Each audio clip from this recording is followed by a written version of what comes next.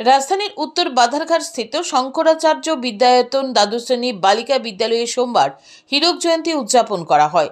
এদিনের অনুষ্ঠানে প্রধান অতিথি হিসেবে উপস্থিত ছিলেন মুখ্যমন্ত্রী ডক্টর মানিক সাহা। এই দিন প্রদীপ প্রজ্বলন করে অনুষ্ঠানের উদ্বোধন করেন মুখ্যমন্ত্রী। পরে অনুষ্ঠানে বক্তব্য রাখতে গিয়ে মুখ্যমন্ত্রী ডক্টর মানিক সাহা বলেন, ত্রিপুরা রাজ্যে এসসিআরটির যে পরিকাঠামো রয়েছে সেই পরিকাঠামোর উন্নয়নের চেষ্টা চলছে। তার সাথে শিক্ষক প্রশিক্ষণের বিষয়টি যুক্ত। এতে করে গুণগত শিক্ষা সুনিশ্চিত করা সম্ভব হবে। 8টি জনজাতি গোষ্ঠীর ভাষায় পাঠ্যপুস্তক তৈরি করা হয়েছে।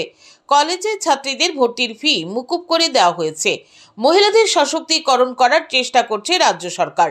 নবম শ্রেণীতে পাঠরত প্রায় 1 লক্ষ ছাত্রীর মধ্যে বাইসাইকেল বিতরণ করা হয়েছে। তৃতীয় শ্রেণীতে পাঠরত ছাত্রছাত্রীদের জন্য নিপুণ ত্রিপুরা নামে একটি প্রকল্প চালু করা হয়েছে। প্রথম শ্রেণীর পড়ুয়াদের জন্য বিদ্যা সেতু মডিউল তৈরি করা হয়েছে। নিপুণ ত্রিপুরা একটা প্রকল্প আমরা চালু করেছি।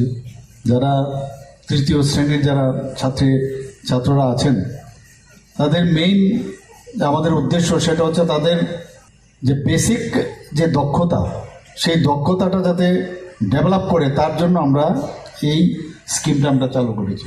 নাম দিয়েছি নিপুণ ত্রিপুরা। ইতিমধ্যে রাজ্যে 604টি বিদ্যালয়ে আইসিটি প্রজেক্ট চালু করা হয়েছে। সহসায় আরও 294টি বিদ্যালয়ে এই আইসিটি প্রজেক্ট চালু করা হবে। 106টি বিদ্যালয়ে ইতিমধ্যে অটল টিঙ্কারিং ল্যাবরেটরি চালু করা হয়েছে।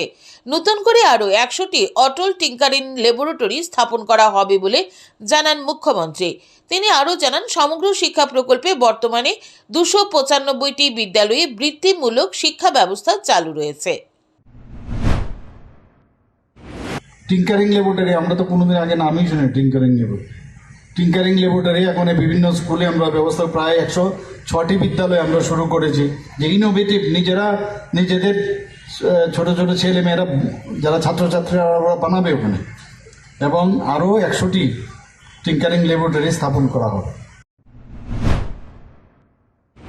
পিএম শ্রী প্রকল্পে 2023-24 অর্থ বছরের বাজেটে 50 কোটি টাকার সংস্থান রাখা হয়েছে। এই প্রকল্পে প্রতিটি ব্লক এলাকায় একটি করে মডেল স্কুল স্থাপন করা হবে। দুর্বল অনগ্রসর ছাত্রছাত্রীদের জন্য অনলাইনে ভর্তির জন্য আবেদনের ব্যবস্থা করা হয়েছে। পিএম শ্রী ও বিদ্যাজ্যোতি প্রকল্পের অধীন আরও 400টি সরকারি বিদ্যালয়কে মডার্ন স্কুলে পরিণত করার চিন্তাভাবনা করছে রাজ্য সরকার। আগামী 5 বছরে তার জন্য 2000 কোটি টাকা খরচ করা হবে বলে জানান মুখ্যমন্ত্রী ডক্টর মানিক সাহা। তিনি আরও জানান, রাজ্য সরকার অগ্নিবীর ত্রিপুরা কর্মসূচি চালু করতে চলেছে।